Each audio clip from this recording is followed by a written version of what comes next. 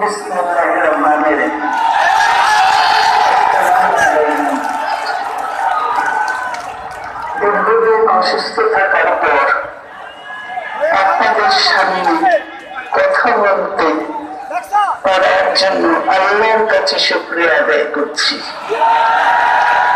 আমার কারাবন্দী অবস্থায় আপনারা আমার